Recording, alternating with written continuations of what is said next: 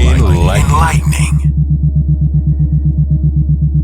inspirational, powerfully refining, and unapologetically controversial. Conversations with the Royal Empress. The entire world knows the secret of who you are. Now is the time to step into your queendom and become the Royal Empress that you're meant to be. One woman at a time. Conversations with the Royal Empress. Now Akila, she's the analytical Empress. Akima, she's the Empress that will challenge you. Now, straighten up your crown and be elevated through conversations. Conversations with the Royal Empress.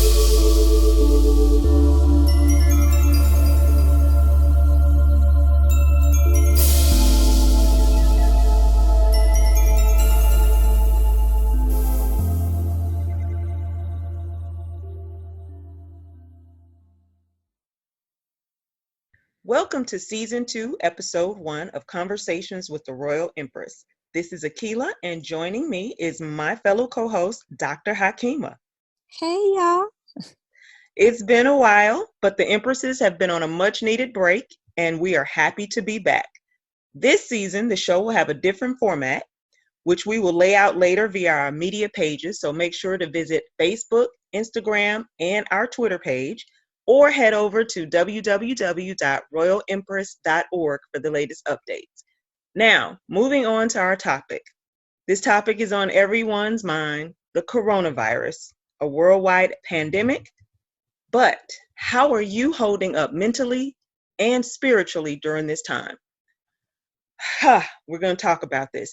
And joining us to kick off Season 2 are two fan favorites, Dr. Doula and Yaa Oyafunmike. Hey, everybody. And so we are discussing ways to cope and keep our sanity during this time. So welcome back, ladies. How's everybody been doing and how's everybody coping?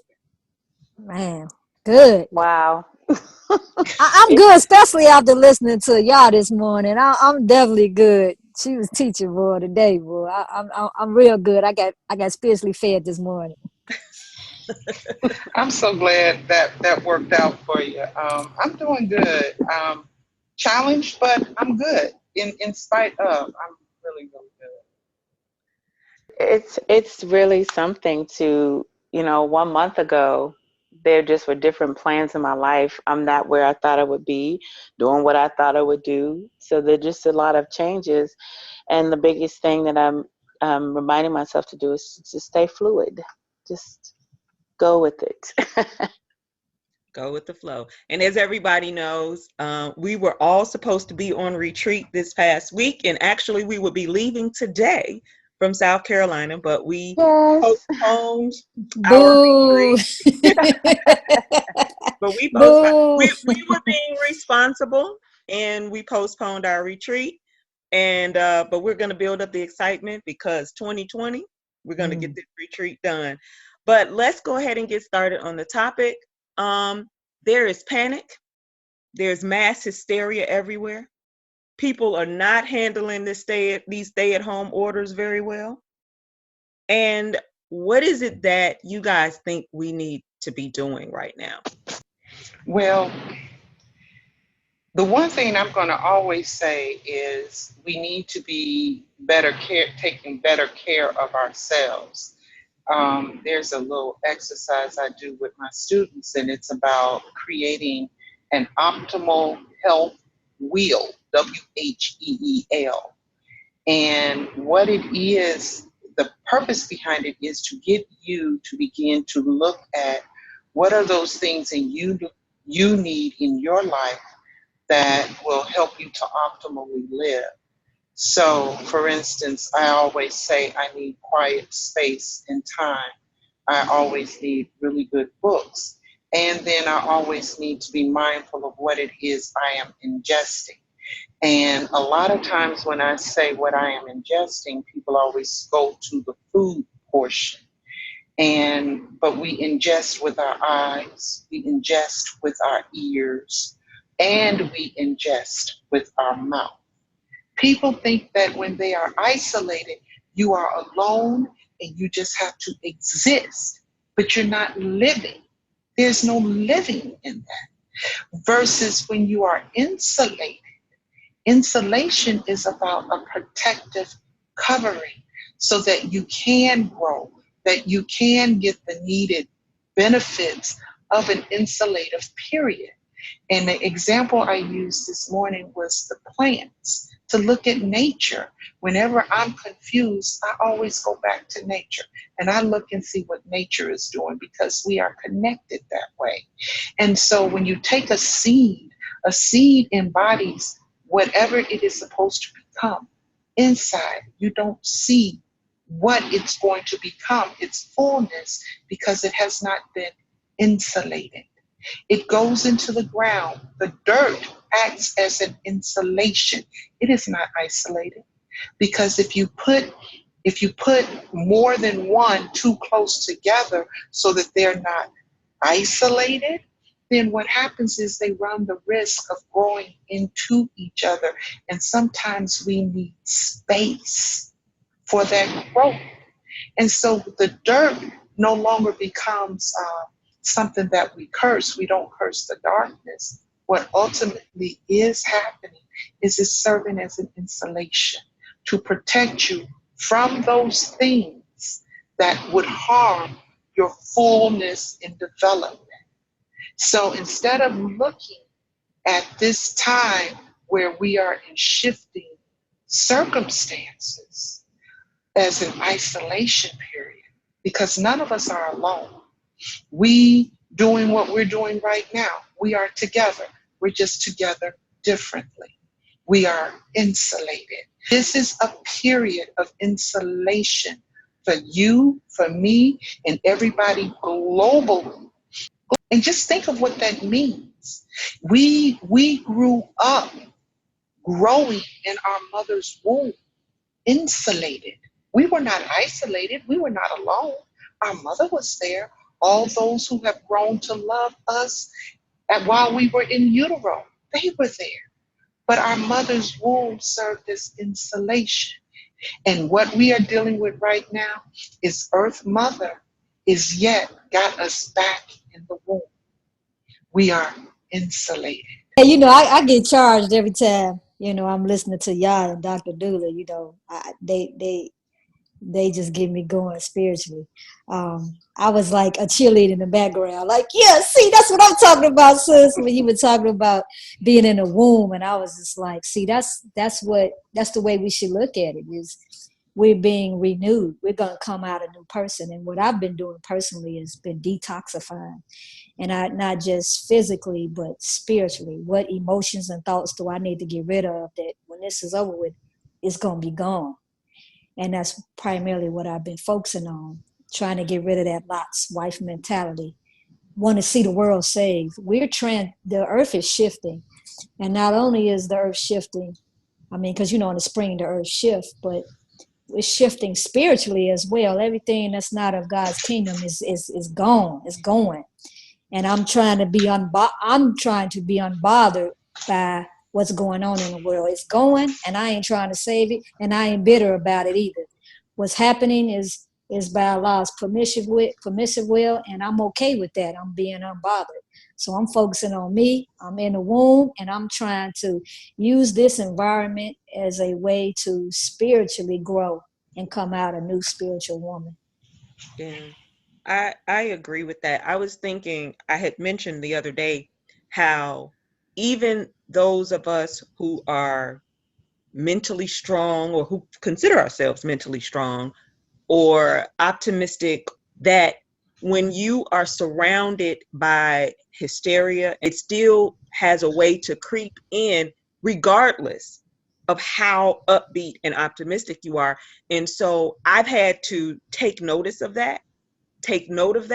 And I think that that's something that people have to do. And so personally, I've tried to check in with myself to make sure that I'm not getting too much information that's making me paranoid or making me to buy into a lot of the hysteria that's going on out there.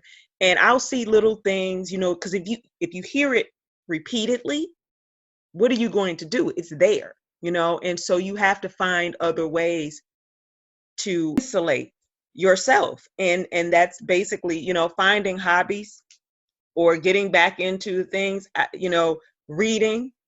And some of the readings that I hadn't been able to do before because I'm so busy trying to get this done and that done. And so I've been reading and just kind of, you know, going inside and thinking about my life and what I want to do and strategizing what's next. And I think that those are some things that are really important. But the one thing that I've really tried to do is not allow other people's hysteria to become mine, and not let other people project their fears onto me, because people will call you with doom and gloom. And so my thing is, don't be afraid to tell people, not today. You know, I don't want to talk about that. It's not that we don't think that this is important, because it is. And many of us have been affected personally because we may have family members, friends, or who've directly been impacted by this. So by no means am I saying that we ignore it, but we have to keep ourselves healthy. And one of the things is, if we're stressed out, stress lowers your immune system. The scenario we've been dealing with here has been so different in so many ways. And one of the things is, I think I said at the beginning, it's like a month ago, I didn't think it would be this way. A month ago, I thought I would be on retreat and then I would go back home. And then my children would be visiting family in Alabama. We're in Chicago, and they'd be visiting family. And then by this time, everybody would be back home. But as it stands, I am in Alabama with my children, and my husband in a few hours will be back in Chicago. So that created, and it's a type of anxiety that I find myself having to continually manage. Before this, on the 7th, my sister lost her husband suddenly, and right out the gate, you know, we weren't thinking about it, but by the time it was time to plan the services, when I tell you, my sisters and I were texting back and forth, even though we were sitting in the same room, and the funeral director, she was just talking about, you all don't need to have a service. You don't need to do this. You don't need to do that. How are you going to protect whatever? And I was like, oh my gosh, she has so much fear and anxiety. And it was before numbers and stuff started coming in, but she was already on high alert. And I'm sitting there, and my little sister is looking, and I'm like, we don't want to add anxiety to her. How can we manage this? How can we manage this? And so in the celebration of a life of our loved one, you know, in our face was someone saying, you must stay 6 feet apart. You must observe this, that, and the other. You must do this. You must do that. So it wasn't really something we could escape. It wasn't anything about being able to isolate or insulate ourselves from it, because in order to be able to do these things, it was constantly in our face. You must do this, you must do that. And then they work in settings where they are not at home. They go to facilities where there's a need for their jobs. And so both of them, even though I'm here with the boys and everything, they are back at work.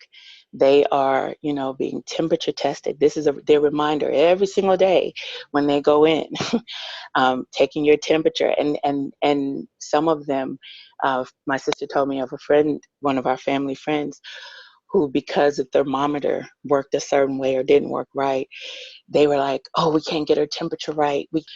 She just literally had a panic attack because of walking into that space. And then yesterday I sent my husband back. Now here in Alabama, and especially in the county where I am, there's like 0 cases. And it's one of the reasons why I said, you know what, regardless of whatever is happening, I'm just going to keep my boys here, and I can watch them and monitor them and whatever. But at some point you remember, look, I can influence this thing. I can make it I can do what I can. I told y'all, I showed y'all my little, I done got elixirs and stuff. I'm over here mixing and giving everybody stuff, doing what I can. But after that, our times are in the hands of the Most High. And at a certain point, you rest in that. And when you feel the panic attack coming, and this is for whoever will feel it, because, you know, I know it, I feel that. I felt that when my husband was leaving. I was like, okay, at this point, all of us are together, but now he's going back. And, you know, okay, our times are in his hands. And my sisters go out to work, and they work in a place where sick people can be, you understand? And it's like our times are in his hands. At a certain place, we remember that and we just hold to that. That was powerful, sis. So you got me charged. See, I'm telling you, I be feeding off of y'all for real. I be real charged. But you said something when you said it's not in our hands. You know, we like and you said something about the recharge, and I said, "Ooh, that just inspired me to say this." You know, we're like plugs that have been abruptly been pulled out the wall, the socket, out the wall. The question is, what are we going to plug into? Are we going to plug back into the same source? Or are we going to plug into, like you said, it's in God saying, we're going to plug into him because that's what he wants us to do. So we're in a judgment, really. It's like, are we worthy of being saved? That's what this time is. You know, you got all these people posting their alcohol drinks and their little jokes on social media. Like, this is fun and games to them. Like, nothing wrong with dancing and having a good time. I'm not saying that, but we have to put things in perspective. We have to look at it as if we are in a time of judgment. So are you worthy of God saying, you know what? I'm going to keep you. You worthy of me. You worthy to me, and I'm going to keep you. So we have to be mindful of what source we're going to plug into. See, so many of us in this time and period, we get to see where we are spiritually. Many of us are Lot's wife. The world going down, and we upset about it. We mad. We bitter. We salty. Like, we really mad because the world going down is going to an end. But if you God's woman, you gonna be rejoicing. Yeah, we understand that many will die, but we have to say all praise due to Allah, all praise due to God, however you want to say it. He's the best knower. So if those have to go, that's his decision, and we have to step back and respect that decision. But we have to be mindful that we are in judgment and that we got to plug into the right source. You know, in Yoruba, we have our deities, and Babaluaye is one who comes for those who are not strong enough to go forward, okay? And so they leave by illness or whatever that way is. And one of the things that I have continued to tell the women that sit within my space is you must know that all things are truly, as Dr. Doula has said, as Dr. Hakima has said, are truly happening in their season. I have called this a season of shifting since it began. And one of the things that people struggle with, have always struggled with, is the shift. You know, this is why most people drive automatic cars instead of stick shifts. Because when you're moving the car, you want the car to you just want to put it in one gear, and you want it to go forward, backwards, or what have you. But it takes a special kind of person to drive a stick shift, because it means you've got to shift as you're moving. And what this season of shifting is doing is teaching everybody how to drive a stick shift in this thing called life. That's what it's doing. And we don't want to do those shiftings, but we have to. This isn't a black thing. It isn't a white thing. It isn't an Asian thing. It isn't a European thing. It is a human thing. Some of this is the effects of the causes that we as humans have initiated upon the land. We don't want to hear it, These are hard words to hear, but at the end of the day, everything happens in its season. No. Along those lines too, my son, the mechanical engineer, he's like, I was researching, Mom. And he's like, for whatever reason, he was researching the types of surfaces that it lasted, the virus lasted longest on. And he said, I was researching. He said, it lives the least amount of time on like skin, things like that. He said, but it lasts up to like 12 hours on metal, on things like that. And he said, now, Ma, where do you see most of the metal? Where do you see most of that at? And he said, in these larger cities, in this whatever. He was just talking, and I was like, okay. He said, I also feel like it represents us along the lines of what Yaa is saying, us saying, okay, we, when we think of a big city, anybody going to the big city, it's like, if I can make it there, I'm, You're doing one of my numbers now, huh? Exactly, right? Here come the song. Here come the song. And it's like, if we have long disregarded the focus on relationship with the earth. And so we have heightened, and not to say we, not me, but we as a culture, as a society, that many of us have found ourselves born into. Western culture has elevated that, that skyscraper, that thing, and it is such a representation of disconnection from in the environment. It is a literal representation of disconnect from life. I'll say it that way. Disconnection from, they plant the trees because they tore them all down, but now we're going to plant a tree. You can have a tree right here. And my son, he's 22, and he was just like, I'm just amazed, Mom. He's like, so the more, he said, that's why you're seeing more cases in that context. He's like, but it's also a thing where it's almost like it's telling us about ourselves. So it's not a thing of where it wouldn't last on skin or whatever. He said, but it's something about those closed-in spaces, the metal, the this, the that, all those things that we consider to be the apex of humanity, that we created this. Now, this is my mechanical engineer talking. This is his job to make metals and stuff work and rotate together. The spiritual mechanical engineer. Come on now. We got to change that title. Yes. and so I'm just looking at that, and I so agree with what y'all said.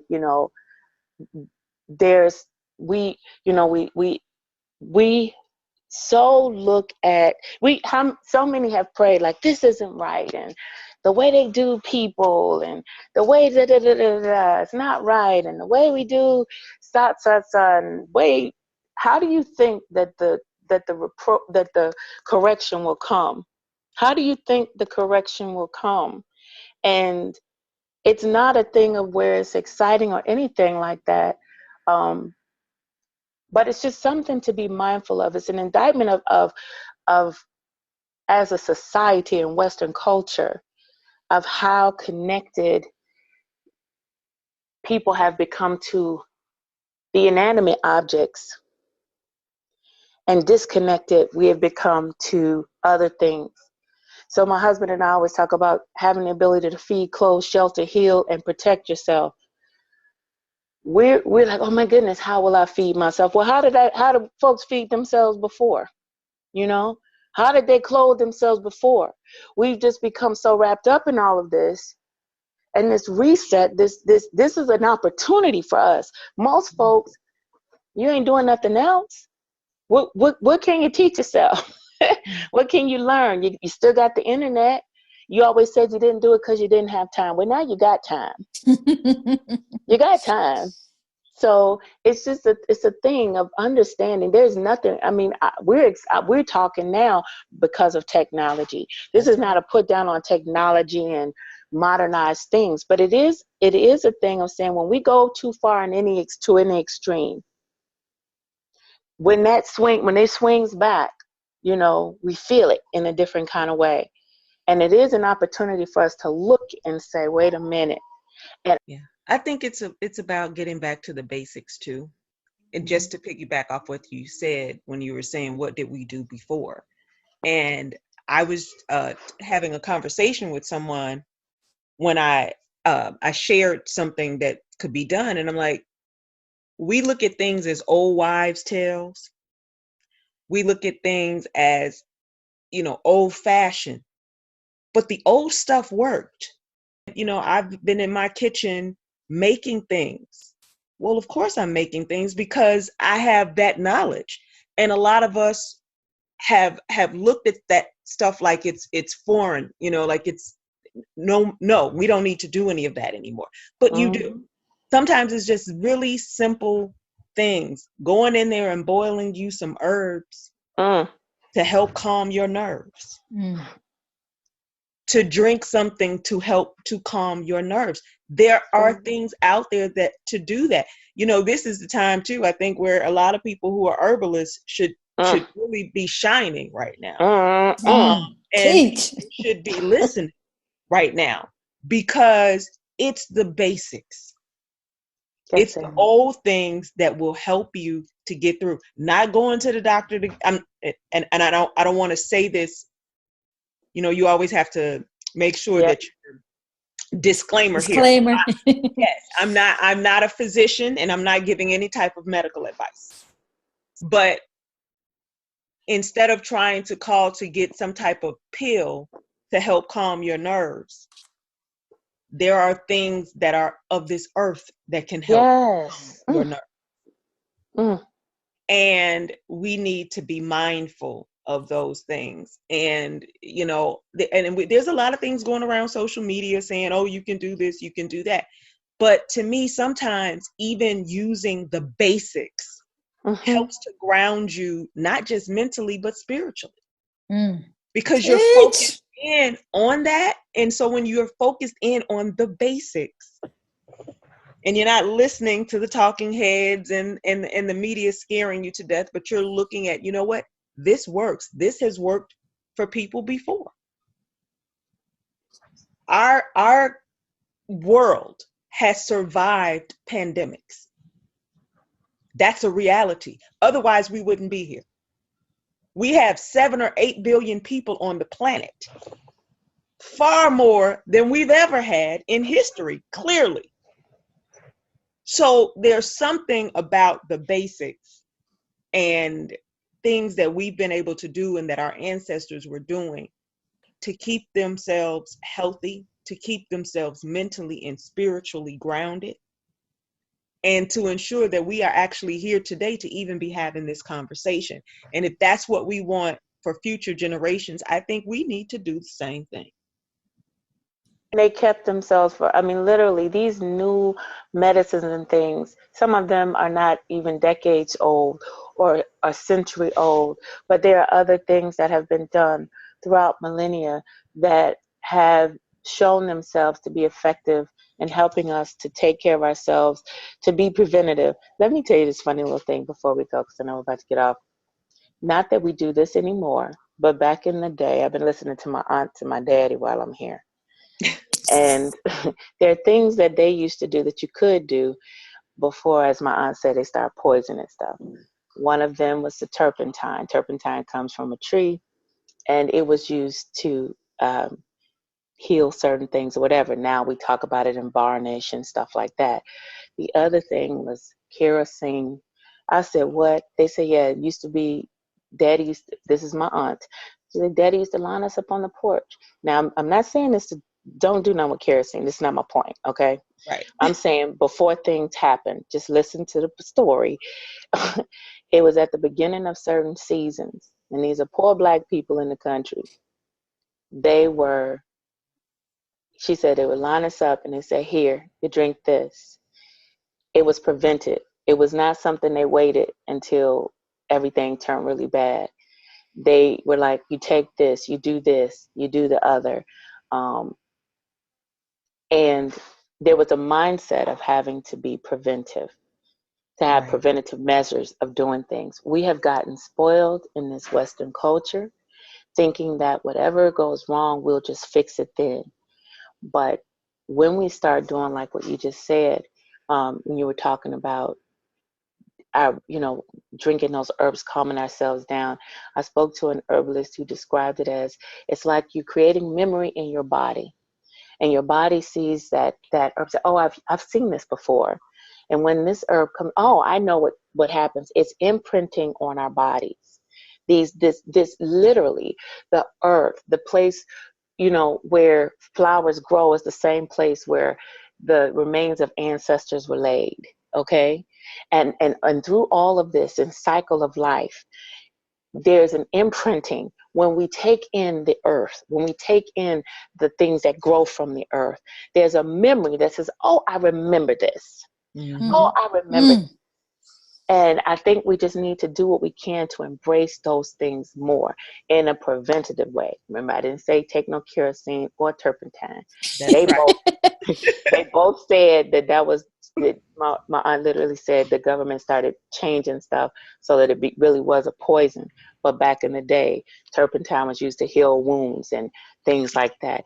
The point is that there are things that we have at our disposal that are memory in our body, that when we take them and we connect and reconnect to the earth in this way, that it is waiting. Our bodies know it and say, oh yes, oh yes. So I just wanted to say that. I want to say one more thing, if you don't mind, and because that was so powerful.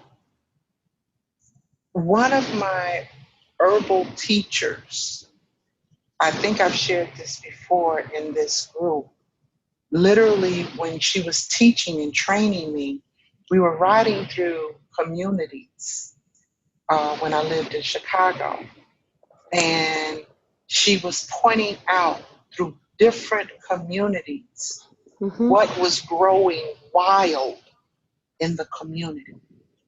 What we have grown accustomed to calling weeds in the community were actually not weeds. They were herbs that the earth grew simultaneously to meet the needs of the illnesses in those communities. Woo! I started this out saying we are connected to the earth and to the cosmos. We are all in this thing together. Dang, it's too much wisdom on this podcast. I do want to give a shout out to the herbalists, but I want to give a shout out to our survivalists, our ex-military. I mean, our people either active or inactive. They got a lot of knowledge on how we can survive in this time and era without technology. Just to give you a quick story, my husband went to the store, and he's military personnel or ex-military personnel, and this lady was panicking. There ain't no toilet paper. He said, come here. He took her to the wipe aisle and said, you can wipe your butt with this. You don't need toilet paper.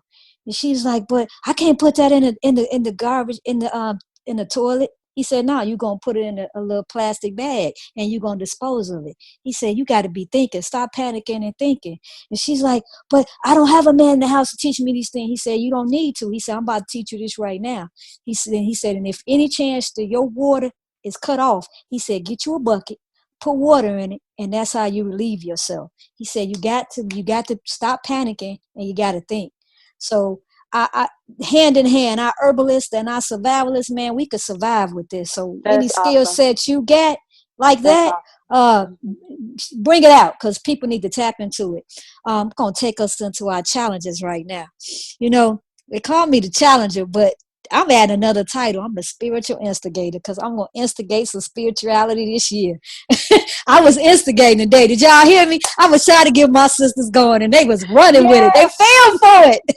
Yeah, the spiritual instigator. We have been gluttonous today. We had y'all this morning teaching on insulation versus isolation. Now you're being taught by Royal Empress. If we're gonna be gluttonous, let's be spiritually gluttonous. That's all I gotta say. Challenge number 1. Because I got some challenges for us today. You know how I usually do 2 or 3? No, I got 6 today. This is a lot of wisdom drop. Dr. Doula, y'all was dropping some wisdoms. Akila, of course, always dropping wisdom. That's a given. Okay, but here we go. Challenge number 1, think insulation and not isolation. We have to be thinking that way because you got people panicking, thinking, I'm being isolated. No, you in insulation. Challenge number 2, treat your environment like a womb. Ain't that what you said this morning, y'all? Absolutely. You have to use the environment to nurture yourself. We've been talking about herbs, sisters, so don't say what we need to do. We didn't told you about herbs. We didn't told you about prayer. We didn't told you about meditation. Prayer is asking God, and meditation is waiting to receive the answer. So you got the answers right here. Challenge number 3, detox. Detox your mind, body, and soul. Got to get rid of all that's not good. Challenge number 4, we need to tune into our elders. We need to be checking on them, first of all. But not just checking on them, all that wisdom that they got, they need to tap into it. Now, my sisters that's listening, you got 4 of your elders right here on this podcast. Listen to our previous podcast. You got a plethora of wisdom out there. You can't stand before your Lord and say, well, you didn't send me nobody. You didn't have a lot of people sent to you, and you got 4 sent to you today. All right. Challenge number 5, tap into that feminine power of God because it's expanding. The world is feeling it. I know you felt it on this podcast because I felt it. Tap into it, embrace it. It's powerful. And not to say that no men can't get it. You can tap into the feminine power of God because you got an X chromosome. Because you know, it's always some brothers tuning in. We know they tuning in. Brother, tap into your X chromosome. That the reason why it's there is so that you can submit to do the will of God. That's the only reason why it's there. But that's all. That's another topic. Challenge number 6, try to disconnect from technology, as our affectionate sister, Dr. Doula, is just saying, connect to nature. We got to go back to who we are. We are a spiritual people, and we are recharged by nature. We're recharged by water. We got to tap back into that. We got to disconnect from all this technology. And that is our challenges, sisters. But I need them to know how to contact you all. Dr. Doula first, and then you ended off with how you can be contacted. Go ahead, Dr. Doula. If you want to reach out to me, I can be reached through my contact page on drdoula.com or Dr. Doula on any of the social media platforms. Dr. Doula. Oh, and for me, you can catch me on social media. My personal page is Yaa, Y-A-A, and last name Oyafunmike. That is O-Y-A-F-U-N-M-I-K-E. I also have a private page that is called Unapologetically Me. Now, that page is for women whose skin has been kissed by nature's sun. And what I mean by that is it is for women of African descent. Akila, you got anything you want to say before I close us out? I'm good. I'm just taking it in. So y'all, I just want y'all to know Akila is glowing right now. It's like, I'm like, damn, what is going on over there? I see light coming from everywhere. I'm like, what is going on? Sister got really fed today. I am so honored, so grateful to be among these greats. I love these sisters. This is the tribe right here. Now, how you can find Royal Empress, y'all know how to find us. We on Facebook. We're Conversations with Royal Empress page. We also have our Royal Empress page where you'll learn more about these spiritual sisters, our elders, our Naomi project where you can tap into your sisters who got spirituality. Be looking out for that more. And also we're on Instagram as I Am Royal Empress. So please tune in on our podcast platforms on YouTube. We're on Podbean. We're on Google Play, and we're on Apple iTunes. Please, we got a plethora of titles for you, sister. You in the house? Just sit back and just listen to all our episodes. We got over 60. So thank you so much for listening to us, and we will see you next time.